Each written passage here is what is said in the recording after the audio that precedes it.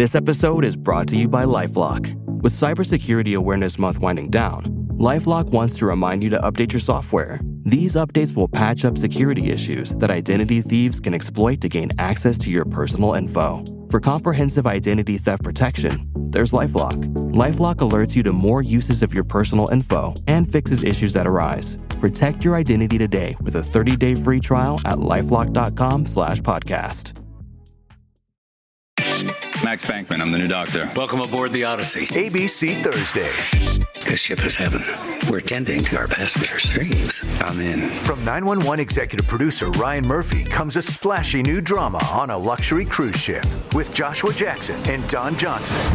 It's your job to keep everyone alive. She's in VFib. 1, 2, 3. Clear. I have a pulse. You're gonna be okay. Dr. Odyssey. Thursdays, 9/8 Central on ABC and stream on Hulu. It's early morning, February 15, 2009. The Petro is a regular truck stop just east of Orange Lake in Marion County, Florida. You know, the 18-wheeler Mack trucks pull up, they gas up, they go in, they get groceries. There's usually a restaurant inside where they can get something to eat. In this particular truck stop, there was a place called the Iron Skillet, which was a greasy spoon type of diner, you know, where you'd probably get your arteries filled with, a plaque by eating there. At the Iron Skillet works 26-year-old Heather Strong. Beautiful woman, a waitress there, blue-eyed, brown-haired, a mother. She's going through a divorce. And she's just trying to make ends meet. Heather Strong. Heather Strong is a single mom, at least for the most part. She has 2 kids to support, so she needs money, and that's why she comes to work, always. But this morning, on February 15, 2009, Heather doesn't show up. Her friends there, especially her manager, is alarmed. She was a good employee. That's why when she didn't come to work, we all knew something was wrong. Because she always showed up for work. She was a single mother raising 2 kids, always showed up for work. And when she didn't come, everybody was concerned. But there's another thing that makes Brenda, Heather's boss, a little extra worried. She has a shit bag of a husband who does nothing. So for her not to show up for work is quite alarming to them. And so her manager starts to call Heather at home, wondering where she is. But there's no answer. We're currently looking into the disappearance of your daughter. Yes. Okay. Have you heard from her? No, I haven't. When was the last time?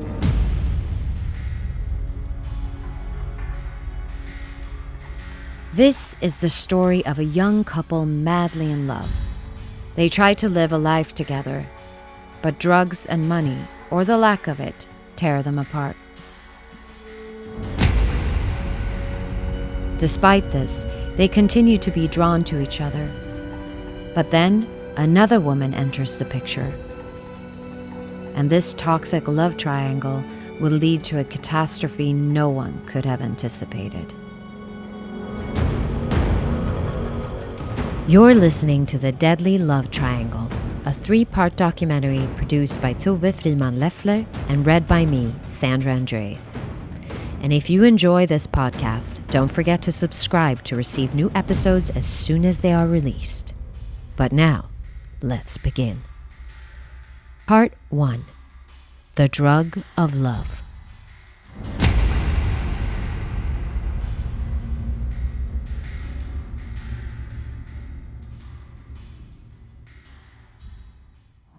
I, Barack Hussein Obama, solemnly swear. I, Barack Hussein Obama, do solemnly swear. That I will execute the office of President to the United States faithfully. That I will execute faithfully the office of President of the United States. The office of President of the United States faithfully. and will, to the best of my ability, preserve, protect, and defend the Constitution of the United States. Preserve, protect, and defend the Constitution of the United States. So help you God? So help me God. Congratulations, Mr. President. All the best wishes. On January 20th, 2009, Barack Obama is sworn in as the 44th President of the United States, becoming the first African American president in American history.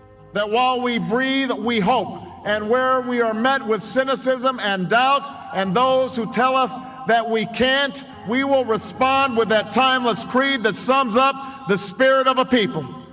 Yes, we can. Thank you. God bless you. With his slogan, "Yes, we can," he captivates the American people and provides hope. And that's truly something that's needed, as the U.S. has gone through tough times. Lehman Brothers is going bankrupt, and financial markets from Asia to Europe are doing their utmost to prevent Monday from turning from dark to black. Everyone else is watching, and they're seeing these big negative numbers, and their confidence gets affected. They are ping-ponging back off each other.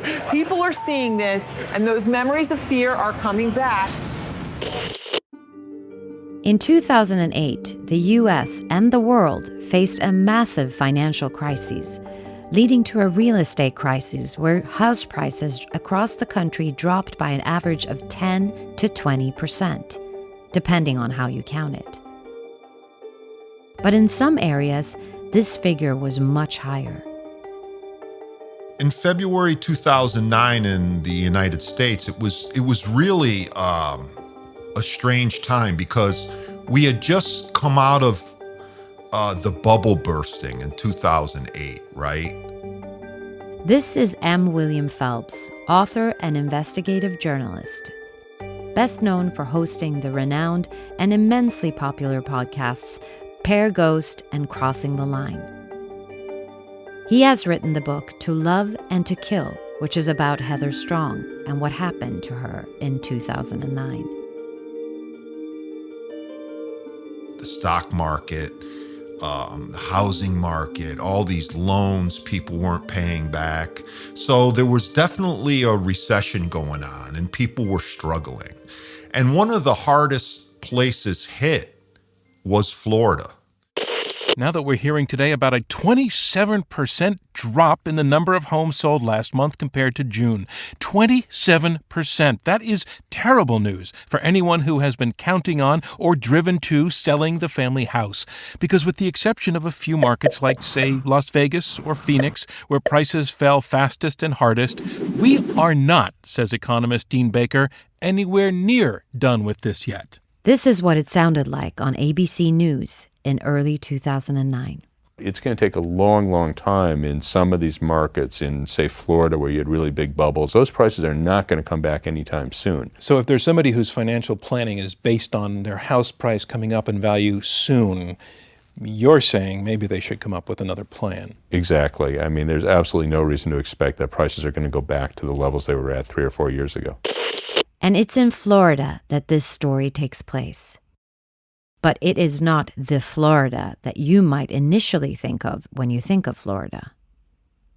The state has major industries like tourism, construction, banking, healthcare, aerospace, and defense.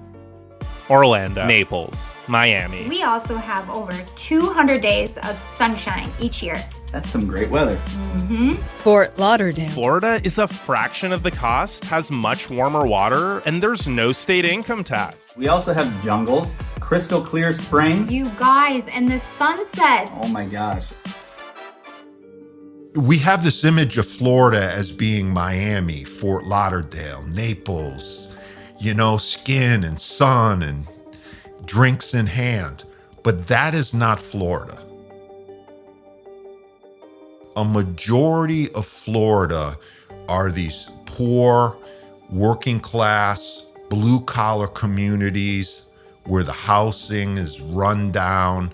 People are looking for jobs. There's a lot of drugs going around. And that's where this story unfolds, Far from luxurious shops, long white beaches, and giant houses with equally large pools. We're heading to Marion County, located in northern Florida and roughly midway between the west and east coasts. No sea in sight, so to speak. You know, you go into these communities and the first thing you notice is, weeds growing up on tractors in the yard and washing machines and couches on the front porch and the shingles falling off and the roof needing repair and places falling down and people driving around in vehicles that are 15, 20 years old and no jobs. Nothing seems to be open. People are looking for work and just hanging out at the corner. I don't want to paint everybody in these parts as being down on their luck. But for the most part, there's not a lot of money in those areas and there's not a lot of industry.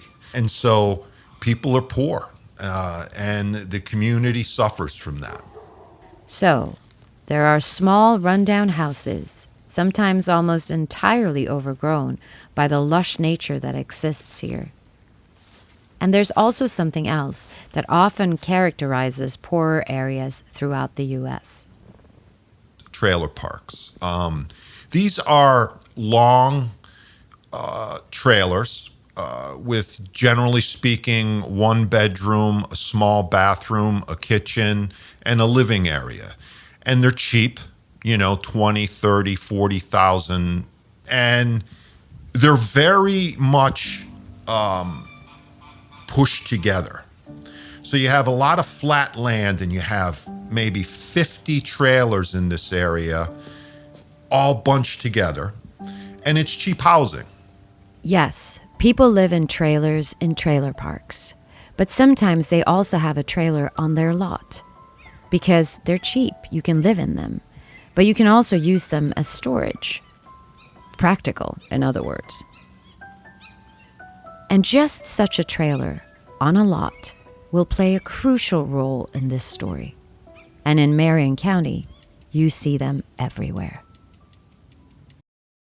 This episode is brought to you by LifeLock. With Cybersecurity Awareness Month winding down, LifeLock wants to remind you to update your software. These updates will patch up security issues that identity thieves can exploit to gain access to your personal info. For comprehensive identity theft protection, there's LifeLock. LifeLock alerts you to more uses of your personal info and fixes issues that arise. Protect your identity today with a 30-day free trial at LifeLock.com/podcast.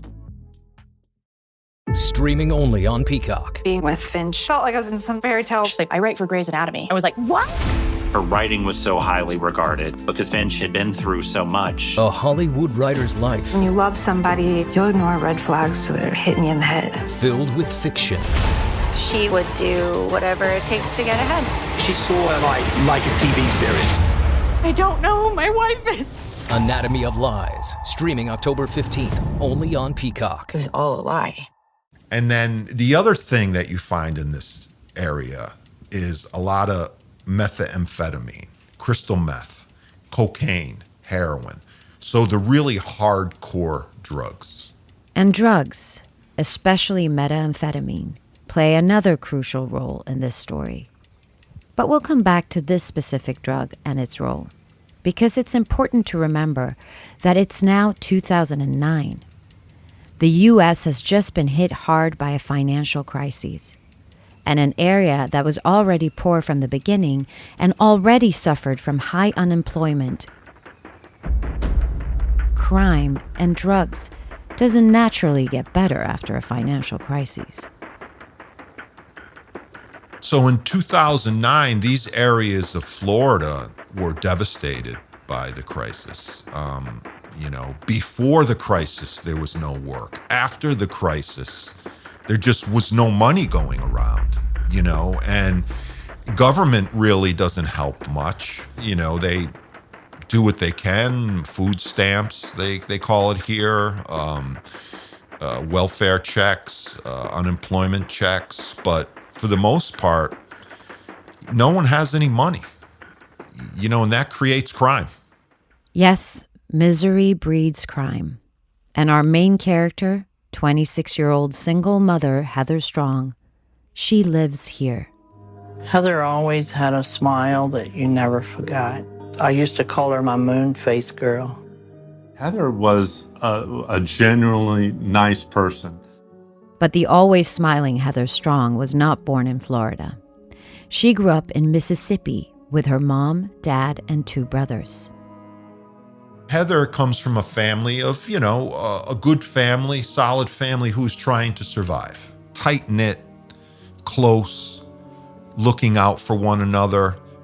Me and Heather were really close. Here, we hear Heather's mom, Caroline Strong, interviewed on TLC. We always talked about things. She was always real open. She, never was in trouble as a child, so we more or less spent a lot of mother-daughter time together. Of course, they had their share of problems, as we all do.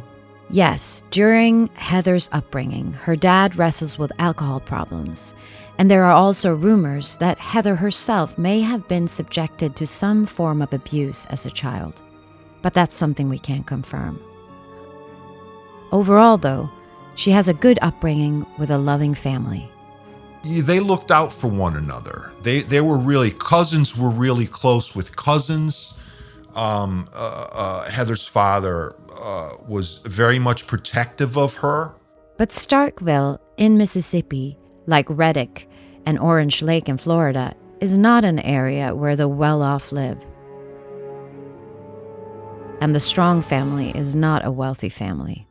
As a 16-year-old, Heather Strong needs to start working part-time, and she takes a job as a waitress, which is something that will change her life. That's where she meets, Josh Fulgram. He's a little older. She's 15, 16 at the time, and he was a customer. And he comes into the restaurant. She's just a girl. She's a kid. She's 16 years old. But Heather and Josh fall madly in love with each other.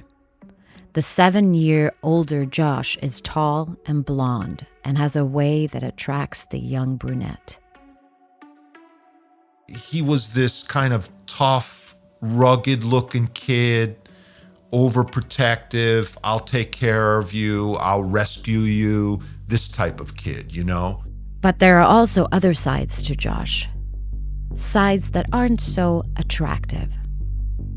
Cold-hearted, no good, worthless, some other words I use, but I won't. This is how Heather's friend, Ralph Howell, describes Josh in an interview on TLC. Piece of garbage. He was very well known in that Mississippi town, Starkville, Mississippi, as being, a troublemaker, a thief, a kid who didn't want to go to school, a kid who wanted to steal, a kid who wanted to do drugs. And so, you get this skinny, kind of scrawny Josh Fulgram kid who's a troublemaker. He comes into the restaurant where she works. He sweeps her off her feet. And, she gets pregnant right away. Within a few months, 16-year-old Heather Strong is pregnant with troublemaker Josh Fulgram's child. And, as you may have guessed, this is not a simple and harmonious relationship. Here, we hear Heather's brothers, Jacob and Tyler Strong, on TLC. He was just very controlling, very abusive. It was always like that from a year into the relationship. I said, Heather, you keep fooling with Josh, or you're going to wind up dead. But Heather doesn't take the warnings seriously. She gives birth to their first child, and despite Josh being controlling, threatening, and violent, she soon becomes pregnant again. But there's also a third party sneaking into Heather and Josh's lives. An unwelcomed guest. Crystal meth. Yep, crystal meth or methamphetamine, the drug we mentioned earlier, common in this area at the time. For Josh, this isn't new. He was smoking methamphetamine or crystal meth when he met her. And he's an addict. He's a drug addict. He'd lost jobs, he'd become violent. Everything he did revolved around the drugs. But like many drug addicts, he drags his girlfriend Heather into addiction. And Heather starts smoking meth around the turn of the millennium. And this is no mild drug. Maybe you know it best from the acclaimed television series Breaking Bad, where chemistry teacher Walter White starts a meth lab in an RV. Hank has been building a meth empire for over a year now and using me as his chemist.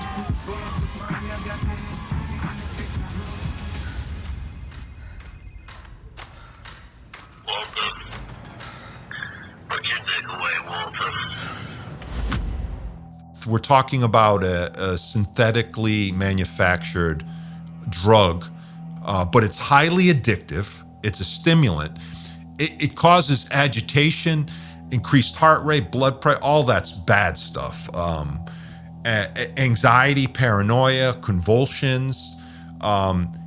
Meth users, they pick at their face. They have, it's just a horrible, evil drug. It literally controls every aspect of your life. So now we have two young, drug-using parents with a second baby on the way. But Heather realizes that this is not how she wants her life to be. So she moves in with her grandmother, quits crystal meth, and when she gives birth to her second child, both she and Josh decide that they're not in a place in life where two children work right now, and they give the baby up for adoption. But they still have one child together. And above all, they're still very attracted to each other. The facts are that, it takes a woman 6 to 7 times before she leaves an abusive relationship for good, if she's alive to leave. The grief over the lost child brings Josh and Heather closer. But at the same time, they realize they need to get it together, for their daughter's sake, if nothing else. Josh's mom, whom Heather has become very close to over the years, has moved to Florida, and now Josh thinks they should move there. Well, I have friends, family in Florida. I have jobs there. There's no job here in Mississippi for me. So let's move on to Florida and start a family, start a life down there together, and things will be better. There's just a small problem, says M. William Phelps. Here's the thing. A drug addict always thinks, we'll move and things are going to get better. But if you put a jackass on a train and ship it to Florida from Mississippi, a jackass is going to get off that train, right? So unless you change that jackass to a horse, it's still going to be a jackass. But life actually gets better during the first time in Florida. Josh starts working at a lawn care business, and Heather gets a job at the truck stop. She becomes pregnant again. And maybe life will be good now, as Heather always hoped it would be. A good mother. She really just wanted to take care of her kids and have a good family. Lieutenant Chris Voracek describes Heather in the documentary Love Triangle. And here we hear Heather's dad, John Strong. She loved her kids. She'd do anything in the world for them. Josh and Heather live in the small town of Citra in Marion County. It's located just southeast of Orange Lake. And that's where most of the locals, they go and they hang out, they go boating, they go fishing, they go drinking, and they just generally just hang around this area. Just south of Orange Lake is Reddick, and west of the lake is McIntosh. And these are all quite small towns, villages almost. And those who live here move between these towns, maybe work in one place but live in another. But they're closely connected. And Josh, who works in landscaping, travels around between all these small towns. Through work, he meets a guy named Adam Stover. and they become really good friends. But it's Adam's girlfriend at the time who will make this story take a completely new turn. Emilia Eira. Who will later marry and become Emilia Carr. And here's what Adam told Josh about Emilia. She was a firecracker in bed, like nothing the guy had ever experienced. The sex was hot, and Josh, being the guy he was, automatically he wanted her. Now, it's the year 2006, and Heather is pregnant again, for the third time in 6 years. And according to Josh, their sex life isn't great. They have a 5-year-old daughter, and Heather is, as mentioned, pregnant. So maybe that's not so surprising. But Josh is still dissatisfied, and that makes him unable to stop thinking about what his friend Adam told him about Emilia. Adam, one night, he makes a suggestion to Josh, because Josh now, all he can talk about is Emilia and, my God, how lucky you are, Adam, with the hot sex you're having with her. So Josh becomes infatuated with Emilia. So Adam makes this suggestion. Josh, why don't you come over and make a porn with us? They have a threesome and they film it. Josh was at first stunned by this, but the prospect seemed very intriguing to him. Josh told me later he didn't think Emilia was all that attractive, but he believed she had, quote, potential. But still, he wanted to get with her, right? So Josh agrees, what the hell, I'll come over and we'll film a porn, the three of us. So they plan the evening. Josh will come to Adam and Emilia's place, and they'll have sex and film it. But when the evening comes, Josh never shows up. He backs out. But despite the porn film never becoming a reality, Adam and Josh's friendship grows stronger. They hang out almost all the time, until one day when Adam calls Josh up and tells him that he and Emilia are moving to Tennessee. And Josh is surprised by this, but he knew it was a good move for his friend. He'd miss him. And these guys, Adam and Josh, they were tight. They were really, really close. Emilia told me later when I interviewed her, she described the friendship between Josh and Adam as brothers. They were like brothers. So Adam and Emilia moved to Tennessee. Adam and Josh keep in touch, calling each other sometimes, texting, and meeting occasionally. But Josh really longed for that daily interaction with his bestie, really. A few months pass, and life goes on for Josh, Heather, and the kids in Citra, Florida. Josh continues with his landscaping job, and Heather works as a waitress at the Petro. But one day, Emilia calls Josh, and she says, I've got some bad news. There's been an accident, and Adam, he's dead. He was in a car wreck. Of course, Josh is devastated. He can't believe it's true. So he tells Heather, I need to talk to Emilia about Adam's last days. I want to find out what's going on. So he hightails it up to Tennessee, and, he spends some time with Emilia. So they start to become close, and kind of bond over this trauma of losing Adam. But it takes a while before Josh and Emilia start a more sexual relationship.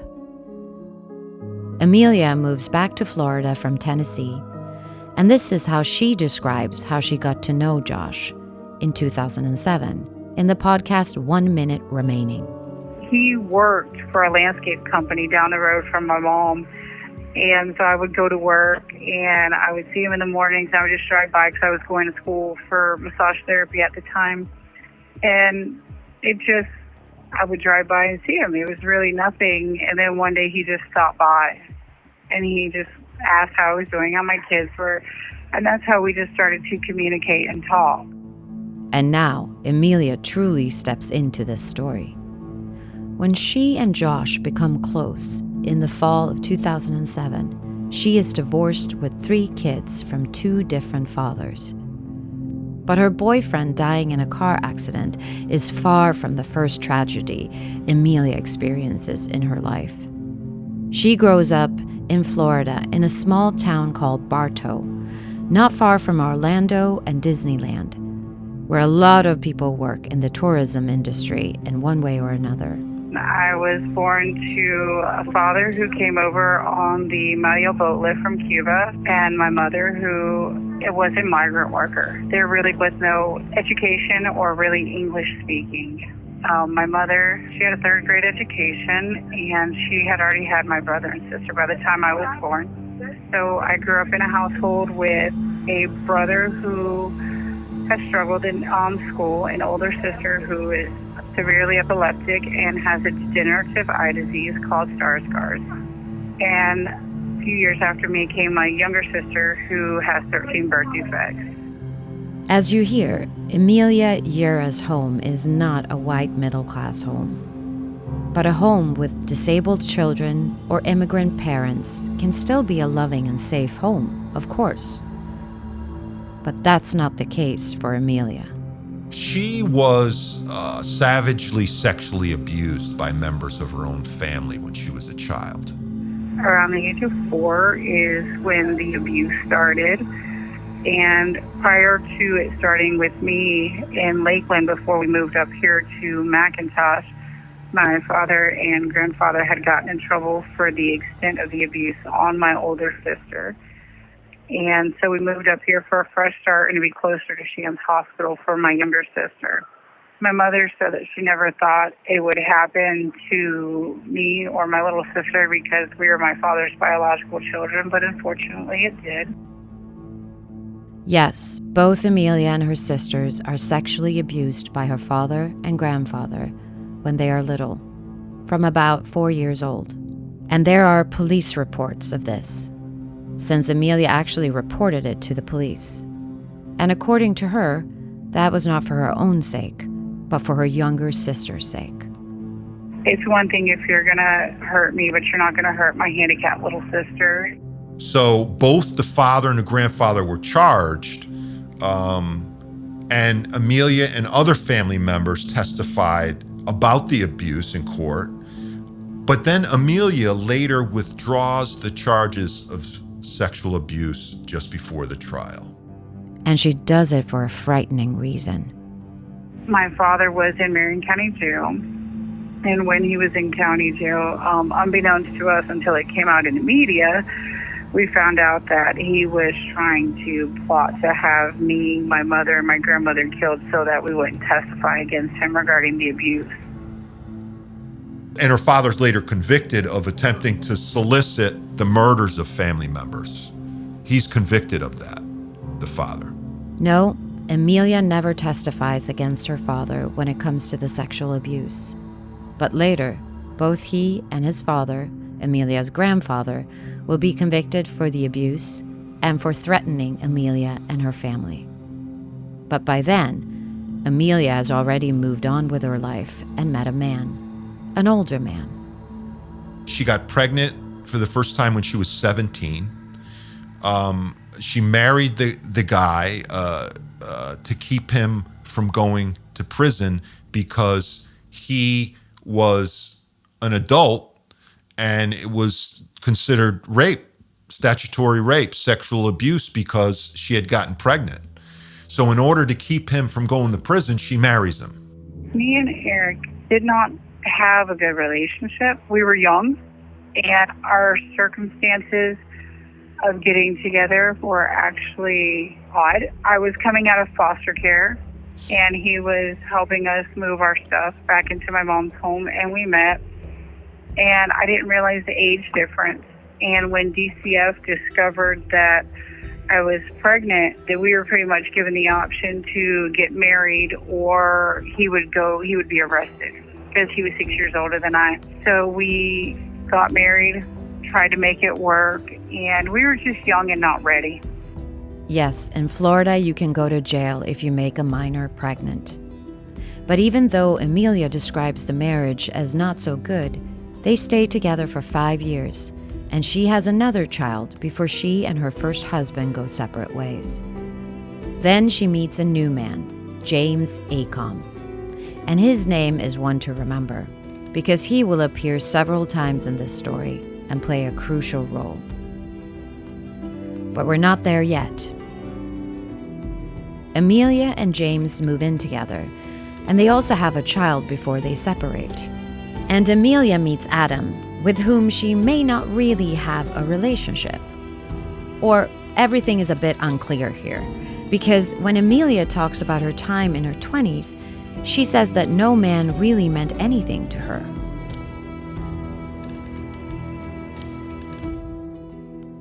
I was very promiscuous, and I was very irresponsible in my choices with partners and my behaviors and things like that. And so I was very promiscuous as a young person, and as a result, I was pregnant with my fourth child by the time I was arrested.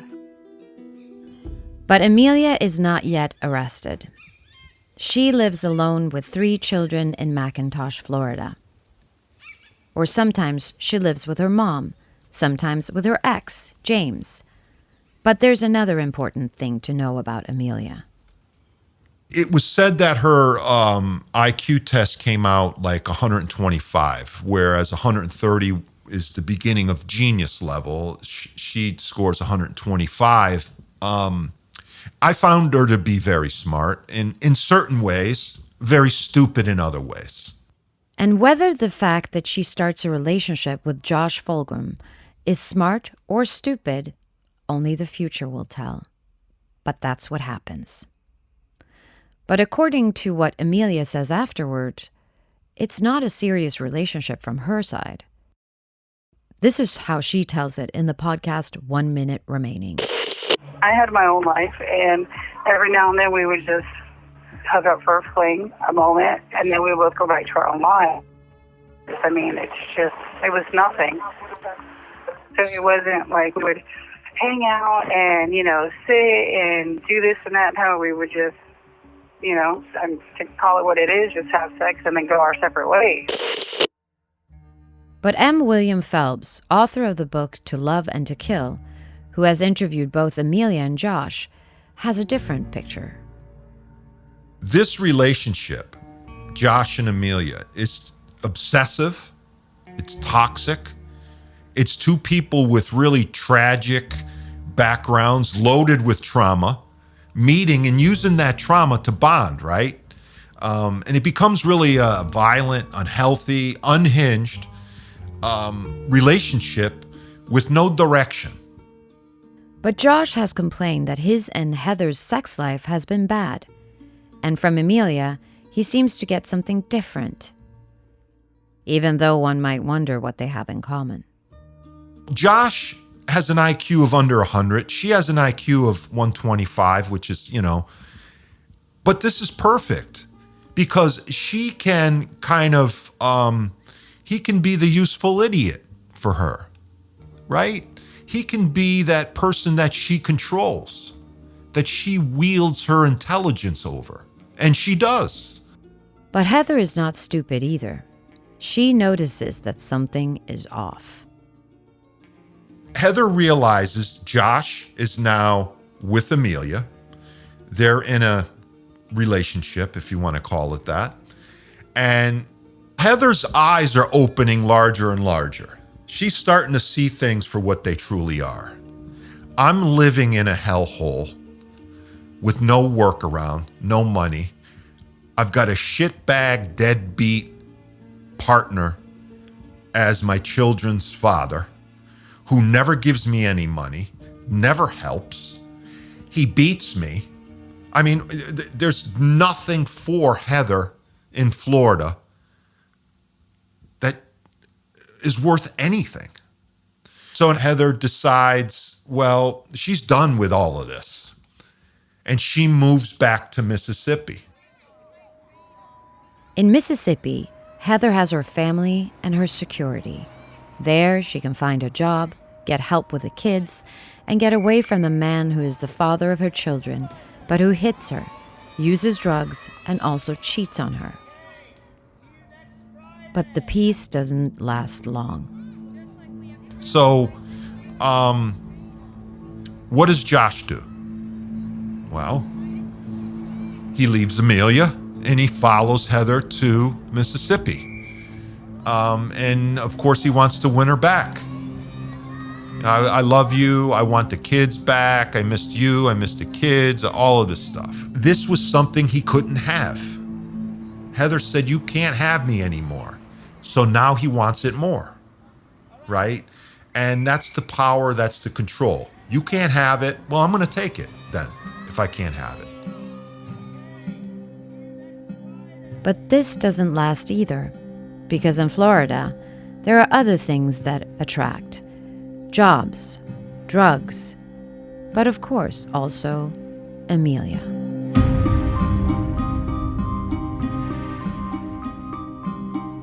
In the next episode.